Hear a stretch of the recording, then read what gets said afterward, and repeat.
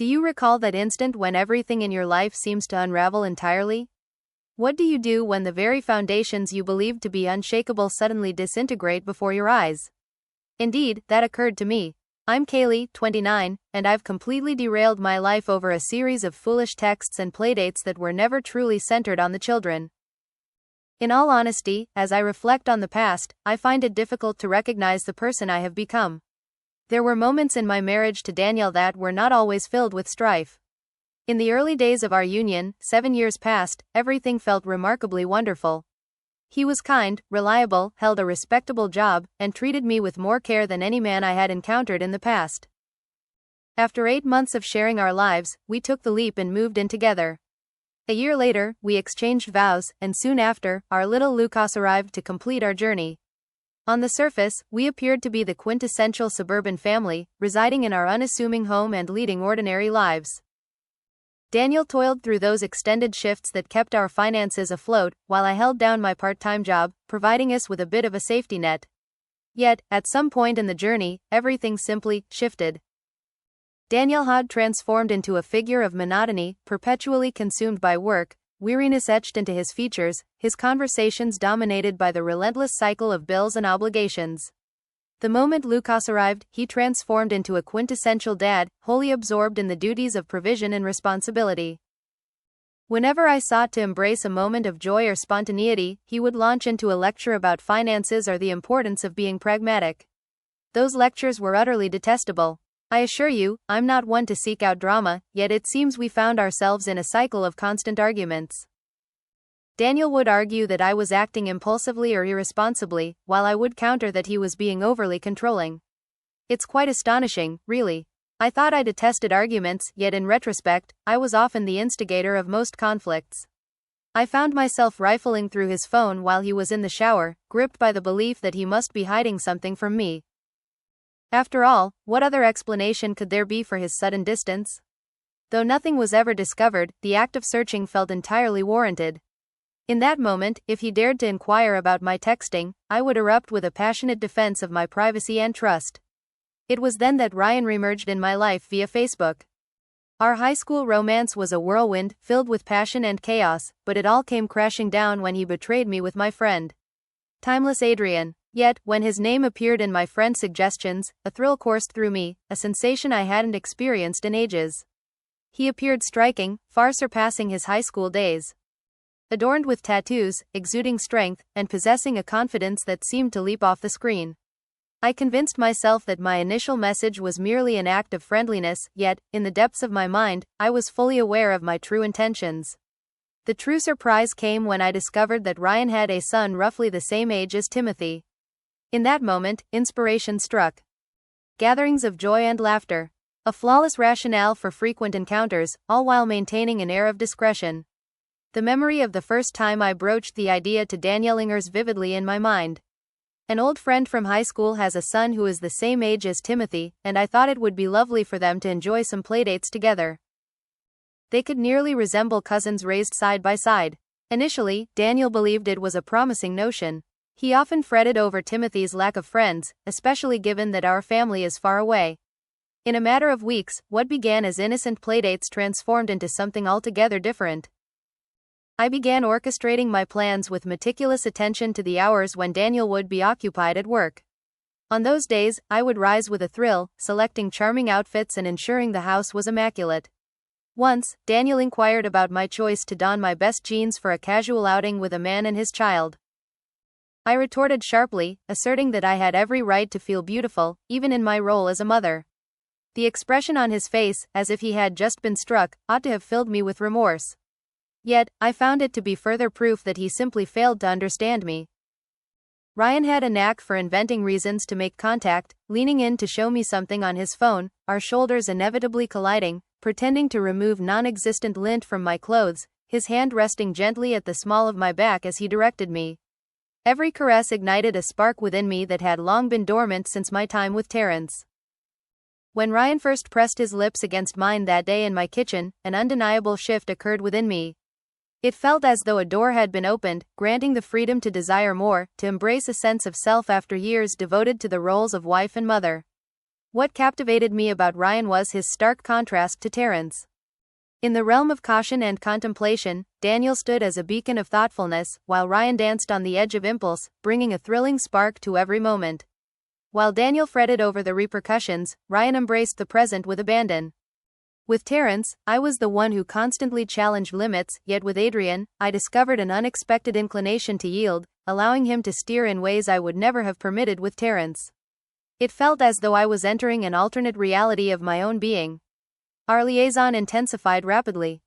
We would set up a movie for the boys in Timothy's room before quietly slipping away to my bedroom. The possibility of being discovered only heightened the excitement. Ryan never bothered with protection, claiming it diminished the sensation, and in those fleeting moments, I found myself acquiescing like a naive teenager rather than embracing the wisdom of adulthood. He would assure me that he was alone, that he had parted ways with his son's mother months prior, and I accepted his words as truth because I yearned to do so. I constructed intricate webs of deception. There were certain outfits reserved solely for my time with Adrian, and I would promptly wash them before Daniel returned home. I stored perfume in my car to mask Adrian's fragrance. I even created a fictional group chat filled with imaginary mom friends to clarify any messages that might appear on my phone. The mental energy I invested in upholding this clandestine existence was draining, yet oddly fulfilling, as if I were the protagonist in my own theatrical performance. Within the confines of our home, I found myself sparring with Daniel over the most trivial matters. The manner in which he arranged the dishwasher, the methods he employed to discipline Timothy, his unexciting selections on Netflix. Every imperfection I uncovered served as fuel to rationalize my actions with Adrian. Following especially heated disagreements, I would message Ryan sentiments such as "he lacks the understanding you possess," or "that I regret ever having departed from you." Ryan would respond with precisely the words I longed to hear. "He is unworthy of you," or "perhaps we were destined to be united." By the third month, I had perfected our routine with meticulous precision. "Join me, he's occupied with work" became our secret language. I would dispatch it on Tuesdays and Thursdays, aligning with Terrence's longest shifts, and occasionally on weekends when he opted for overtime. Ryan was set to make his entrance alongside his son, Jaden. We would engage in polite conversation for the benefit of any onlookers, and then the children would retreat to Timothy's room while we sought our moments together in whichever corner of the house seemed most tantalizingly off limits that day. The exhilaration was intoxicating. I found myself fixated on the clock, meticulously calculating the precious moments remaining before Terrence's anticipated return. There were moments when we would time it so precisely that Ryan would be stepping out just as Daniel was making his turn onto our street. The exhilarating moments coursed through me, igniting a sense of vitality I hadn't experienced in years. The ordinary task of preparing dinner for my family felt as if it belonged to another existence, as though I were an observer of my own actions, while the true essence of me lingered, still electrified by Adrian's touch. As Daniel began to probe into the withdrawals from our account, funds I had allocated to Ryan for his urgent car repairs or overdue rent, I deftly shifted the narrative, accusing him of exerting financial control over me. I began to confide in others that I suspected I was experiencing postpartum depression, fully aware that this would cause Daniel to ease up on his inquiries into my well-being. It was a repugnant act, wielding mental health as a facade for my treachery, yet I found myself in a desperate bid to maintain the illusion of my double existence. I was unaware that the children were taking in every detail. Once, I caught a glimpse of Lucas inquiring of Jaden, "Why does your dad embrace my mom so often?" On another occasion, I found him observing us from the hallway, under the impression that he was engrossed in video games. Yet, I opted to overlook these instances, convincing myself that children are resilient, that they remain oblivious to what they witness. In all honesty, I found myself reluctant to confront the harm I was inflicting. Ryan began to propose that I simply walk away from Terrence. "Consider it," he would murmur, gently running his fingers through my hair. "You would receive half of all assets, child support, and likely this house as well.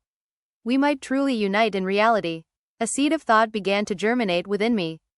In the midst of mundane tasks, like folding laundry or assisting Lucas with breakfast, I would find my thoughts drifting into daydreams about it. I envisioned Ryan settling in, as becoming a genuine family, liberated from all the clandestine escapades. I never paused to ponder why he seemed so invested in the financial outcomes of my divorce. That Wednesday began just like any other day, filled with playdates. Daniel departed for work at 7 a.m., informing me he would return around 6. I sent Ryan me customary code. Join us, he's busy at work with a playful wink. I dedicated additional moments to my preparation, carefully shaving, donning the coordinating underwear Ryan had gifted me, and spritzing on that vanilla perfume he adored. I even applied mascara, a rather absurd choice considering I was well aware it would likely be smudged within the hour. Ryan made his entrance at approximately 11, accompanied by Jaden.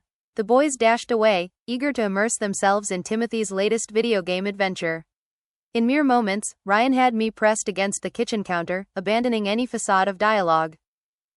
We found ourselves in my bedroom, the very bed I once shared with Terrence. It had long ceased to trouble me. That specific treachery, merely another ripple in a vast sea of deceit. In the aftermath, Adrian's demeanor shifted, he became remarkably loquacious, envisioning a future where our connection was laid bare for all to see. "We'll find a bigger place," he murmured, his fingers drawing gentle circles on my back. "A place where the boys can each claim their own space." I devoured the thought, envisioning an idyllic blended family, all the while conveniently overlooking the fractured one I would need to forge first. We became engrossed, allowing time to slip away from us as was our custom. The children occupied the living room, engrossed in their cartoons, while we lingered in the bedroom. It was then that I heard it, the unmistakable sound of Terrence's car making its way into the driveway. My heart almost ceased to beat. Daniel arrived home at 2 p.m., a full 4 hours ahead of schedule. I leapt to my feet, urgently hurling Adrian's garments in his direction. "You must leave at once," I urged, my voice rising in intensity. Yet Ryan merely smirked, leisurely donning his jeans, as if this were all a mere game to him. The sound of the front door creaked open, and I heard Terrence's voice echo through the air, calling out, "Kaylee? I have returned home early. I sustained a minor injury at work, prompting them to send me home." As I hurriedly searched for my own clothes, Ryan finally made his way toward the door. Yet, rather than hastily fleeing through the back, as any rational individual might, he meandered down the hallway with an unhurried grace, heading toward the living room and Terrence. I trailed behind in a state of dread, hastily clad, barely catching the moment when Terrence's expression shifted from bewilderment to realization, and finally to fury, all within mere seconds. "What on earth is this?" Terrence's voice held a chilling stillness. His gaze shifted from Ryan to me, absorbing the chaos of my appearance and the guilt etched across my features. The events that followed are etched into my mind for all eternity. With a sudden burst of energy, Daniel lunged at Adrian, attempting to seize him by the collar, to forcibly expel him from our dwelling. Yet Adrian, with his height and strength, seasoned by bar fights and questionable choices, effortlessly seized Terrence's arms. With a fluid motion, he propelled Daniel against the hallway wall, the impact resonating with a sharp thud. A framed photo from our family vacation tumbled to the ground, shards of glass scattering at their feet. Ryan pressed Daniel firmly against the wall, his stance radiating a silent threat, a promise of power without the need for blows. "Is there an issue at hand?" Ryan inquired, his tone steady yet menacing. "I seek to avoid any complications, my friend. Please allow my child and me to depart in peace." "Get off me," Daniel shouted, writhing against Adrian's hold. His face burned with a mix of humiliation and anger. I remained motionless, feeling utterly helpless, as tears began to cascade down my cheeks. Not for my actions, but from the overwhelming dread of the turmoil I had unleashed. In that moment, I caught sight of Lucas framed in the doorway of the living room, his eyes brimming with a mix of fear and bewilderment. His small hands clenched into tight fists, trembling as he observed his father pressed against the wall by a man he had been led to believe was merely a friend. At that instant, the genuine price of my actions was mirrored in my son's gaze. Ryan at last liberated Terrence, retreating with his hands elevated in surrender. "Everything's all right between us, isn't it? Are we all well here?" His voice dripped with a smug confidence that turned my stomach. He summoned Jaden, who emerged with a look of bewilderment and fear etched across his face. Adrian, without a glance in my direction, ushered his son through the front door, abandoning me to confront the shattered remnants of my marriage. The stillness that followed their departure was overwhelming. Daniel fixed his gaze upon me, his eyes void of trust, echoing the weight of betrayal. At last, when he found his voice, it emerged as a whisper, so soft that I had to lean in closely to catch his words. "What is the duration?" Merely 2 words that pierce more profoundly than any raised voice ever could. I found myself unable to respond to him with complete honesty. "It happened only a single time." I deceived, still attempting to downplay, still incapable of confronting the enormity of my treachery. It held no significance. Don't, he said, raising his hand to halt my advance. Simply refrain from doing so. He strode past me, making his way to Timothy, where he knelt to embrace our frightened son. Prepare your backpack, my friend. We are heading to spend some time with Grandma and Grandpa. The subsequent days unfolded in a haze of unreturned messages and missed calls. I wavered between fervent apologies to Daniel and heated accusations that he was overreacting. At last, his response came, but it was delivered via a lawyer. The divorce papers came just days after he left, accompanied by a temporary custody arrangement that granted him primary custody of Timothy. The documents referenced infidelity and the establishment of a perilous atmosphere as justifications. The stark simplicity of the words rendered any further embellishment futile. I promptly reached out to Adrian, convinced he would rise to the occasion now that the truth was laid bare. His call was met with the silence of voicemail. I made repeated attempts. When he finally responded days later, his voice was frigid, detached. Listen, Kaylee, what we shared was enjoyable, but I have my own circumstances to navigate. It appears that the predicament he found himself in was tied to the girlfriend he had insisted he had parted ways with months prior, the very same one he was still cohabiting with. The vision of a soulmate I had meticulously crafted disintegrated like a sandcastle swept away by the relentless waves. Upon hearing the news, my mother and sister made the journey to be with me. I sought understanding, a comforting presence to lean on. My mother glanced at me and asked, "What were you thinking, Kaylee? That man offered you his all, and you cast it aside for what reason?" A brief entanglement with the same individual who betrayed your trust back in high school. My sister was even more direct. "You are the most perplexing genius I have ever encountered. You possessed everything, yet you shattered it all in a fit of ennui?" The most troubling aspect was the incident involving Timothy. During his inaugural weekend at my place, he appeared distant, his backpack clutched tightly as if he were ready to depart at a moment's notice. He posed inquiries that caught me off guard. "What was the reason behind the disagreement between you and Daddy? What prompted Ryan to treat Daddy unkindly? Are you and Ryan tying the knot now?" I stumbled over ambiguous responses regarding the complexities of adulthood, acknowledging that everyone occasionally errs. As he departed that Sunday, he embraced me with a fervor that shattered my heart. "When shall we return home, Mother?" he inquired. I found myself at a loss for words, for the reality I faced was simply too agonizing to articulate. The home he once knew had vanished for good, reduced to ruins by my own selfish decisions. At the tender age of 6, my son bore the weight of my errors, his sense of security and trust hanging in the balance. I attempted to reach Ryan several more times, with each unanswered call deepening my sense of humiliation. In the end, he severed our connection by blocking my number. At times, I would pass by his apartment, yearning for a glimpse of him, longing for him to grasp the depth of my need for him in this moment. In a moment that felt like a sharp revelation, I caught sight of him with another woman, youthful, radiant, and it struck me with a painful truth.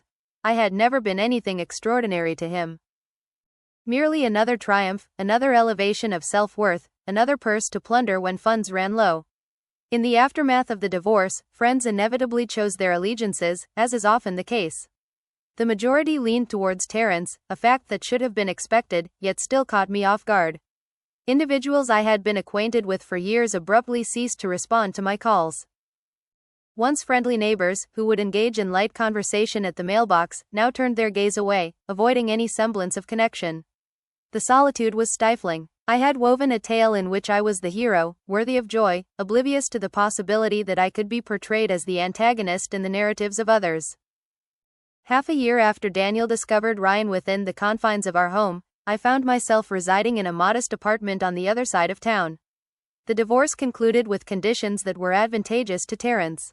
Timothy's primary custody established, the house sold with proceeds divided, and my claims of postpartum depression meticulously undermined by proof of my infidelity. On weekends, I encountered Timothy, striving to embody the role of the fun parent.